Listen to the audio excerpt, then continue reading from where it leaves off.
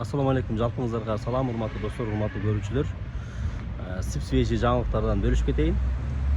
Бүгүн эми Жалал-Абад шаарын мындан ары буйруса Манас шаары деп өзгөртөбүз. Себеп дегенде Жалал-Абад шаарынын атын Манас шаары кылып өзгөртүүгө Жалал-Абад шаарынын мэри Эрнисбек Ормок Жалал-Абад шаардык кеңешинин депутаттарына сунушту берип жыйынга ошол шаардык кеңештин депутаттарынын колдоосун тапты. Эми бул жогорку кеңешке жөнөтүлөт. Жогорку кеңеште 3 окууда жактырылган болсо, ошондон кийин Жалал-Абад шаарын Манас шаары деп атайбыз. Деги эле Жалал-Абадтын атын Манас кылып өзгөрткөнгө кандай пикирдесиздер, кандай карайсыздар? Пикириңиздерди комментарийге калтырып, өзүңөрдүн оюңарды билдирсеңер болот.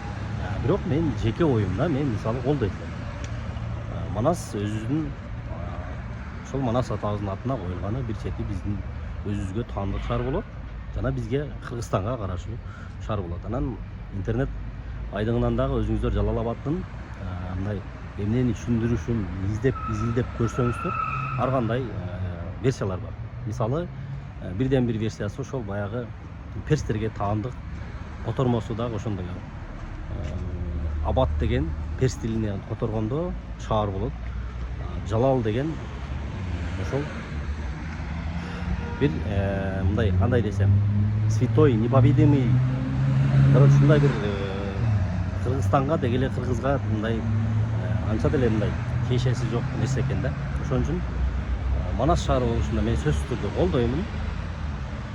Биз көптөгөн шаарларды, көптөгөн көчөлөрдү бизге Кыргызстанга, кыргызга жыты жок, аты жок, жыты жок нерселердин баарын өзгөртпайбыз. Көчөлөрдүн атынан берип жатабыз. Эми ошол шаарлардын аттарын өзгөрткөнгө дагы толук колдойт. Мисалы, Казаковду өзгөрттүк баркенде, дагы Ош шаарында көчөлөрдү өзгөрттүк.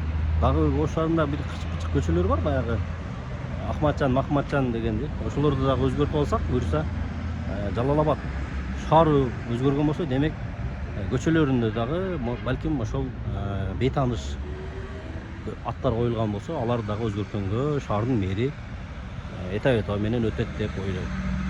Ошол азырынча Кыргызстанда жаңылык ошол Жалал-Абад шаары буюрса Манас шаары болуп өзгөрмөкчү.